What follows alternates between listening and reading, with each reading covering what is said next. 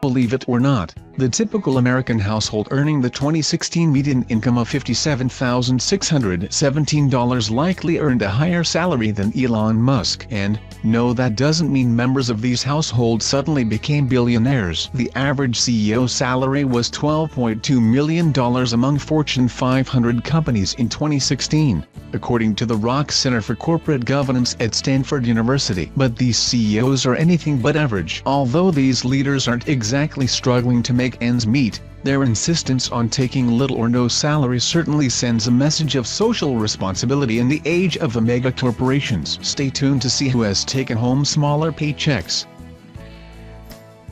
Elon Musk, Tesla, salary, $45,936. According to Morningstar. If Elon Musk's Tesla salary seems very specific, that's because it is. Every year, Musk makes a salary based on California's minimum wage laws, though he doesn't cash the check, preferring to keep the money within the company, reports the Wall Street Journal. Don't worry about Musk, though. In 2016, he was actually the highest paid exec of a publicly traded automotive company in the U.S. That year, he sold $593 million of his reported $1.34 billion in Tesla stock options, according to Automotive News. Today, Musk's fortune is worth billions of dollars.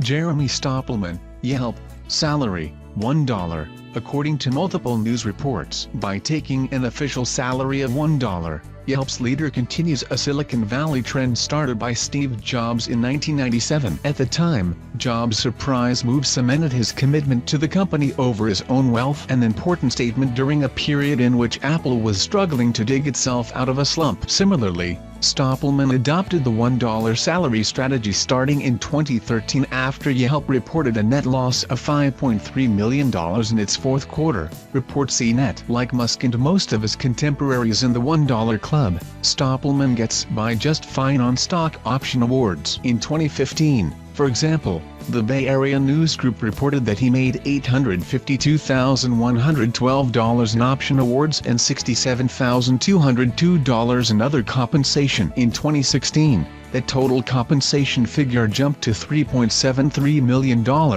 according to Morningstar data, including his $1 salary. Laurence Page and Sergey Brin, Alphabet, salary, $1 each, according to USA Today. They're both worth billions of dollars today, so it's hard to believe that back in 2004, Google co-founders Larry Page and Sergey Brin were earning only $43,700 a year in salary. In 2005, the duo turned down a raise from Google's compensation committee in favor of adopting a $1 salary, reported CNN at the time. So how did they get by? By owning a significant stake in Google and its new parent company, Alphabet. USA Today reports that in 2016, Page owned over 42 million shares of the Google parent company. Lyndon Rive, SolarCity, salary, $1, according to USA Today. In a 2016 company blog post, the SolarCity CEO laid it out: if SolarCity does not significantly increase value for shareholders and employees and deliver a better experience for customers, then I do not deserve more than my base salary, and that's the only pay I will receive. Rive takes compensation via stock options based on his company's performance. As of 2016, his official salary was reduced from $275,000 to just $1 as part of a wide-reaching cost-cutting effort across the company following Tesla's $2.6 billion buyout, USA Today reported at the time. Mark Zuckerberg, Facebook, salary, $1. According to multiple media reports, Mark Zuckerberg has been in the $1 club since 2013, relying on millions of stock options to keep his head well above water. Zuckerberg's token salary serves as incentive to keep Facebook in good financial health, though he stresses that Facebook was built to accomplish a social mission and that the company doesn't wake up in the morning with the primary goal of making money, report TechCrunch. Still, Those options and other non-salary perks keep Zuckerberg pretty cozy, netting him $5.8 million worth of compensation in 2016, according to Morningstar. Jack Dorsey, Square, salary, $2.75, according to Fortune. In 2015, Square CEO and founder Jack Dorsey was rolling in the dough with a $6,000 annual salary. The next year, though, he hit some hard times when his salary was slashed to just $2.75, reports Fortune. Okay, so he didn't really hit hard times. Dorsey's salary is a very specific symbolic gesture. 2.75 just happens to be the percentage that Square charges merchants every time they swipe a credit card using the Square system. Dorsey is also CEO at Twitter, where his total compensation is $56,551 per year, according to Salary.com. Dorsey gets by on shares, surely a substantial part of his $3.5 billion net worth, but plans to donate a third of his Twitter shares to his employees over time. He stated on Twitter that he'd rather have a smaller part of something big than a bigger part of something small.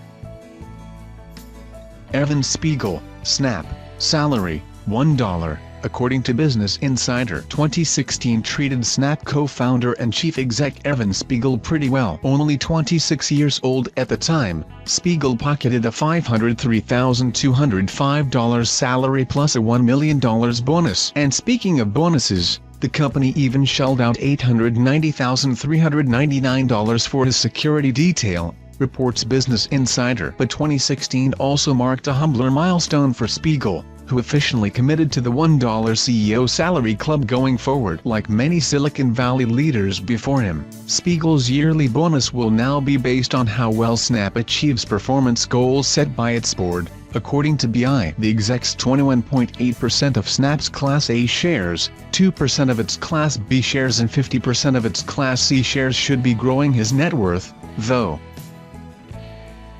Edward Lampert, Sears, salary, $1, according to CBS News. Like Jobs, Rive, Stoppelman and others, Sears CEO Ed Lampert agreed to a $1 yearly salary when his company hit a low. At the time of the deal in 2013, he'd be paid in a performance bonus of up to $2 million in cash or stock and up to $4.5 million in stock every year, reported CBS News. The good news: the compensation package netted Lampert $3.5 million in 2016, according to Morningstar. The bad news: Lampert's unsuccessful plan to turn Sears around has also sliced his personal assets by 84% and sunk his Sears-led hedge fund portfolio value from holdings of $16.5 billion in 2007 to $653 million in late 2016, as per reports from Fortune.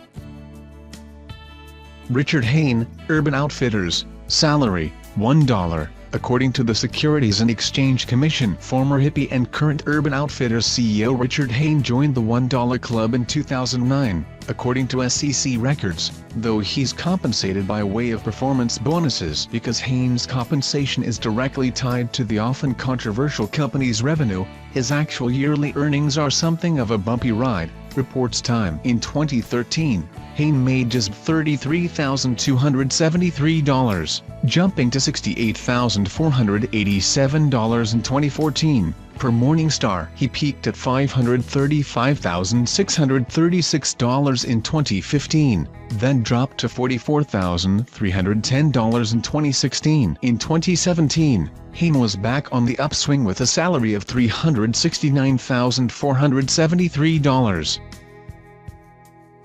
John Mackey, Whole Foods, salary, $1, according to USA Today. If you live in California, you might have heard Whole Foods referred to as Whole Paycheck for its characteristically high prices, a reputation the new owners at Amazon are reportedly trying to change. As it turns out, co-CEO John Mackey's paycheck isn't all that impressive. Mackey has been part of the $1 club for 3 years running, down from the $69,019 he made in 2014. But the real surprise is his compensation package. According to a USA Today analysis of S&P Global Market Intelligence data, Mackey was compensated less than $50,000 for the fiscal year 2015. Of course, after Amazon's acquisition of Whole Foods, the 63-year-old's net worth shot up to a healthy $75 million, according to Forbes.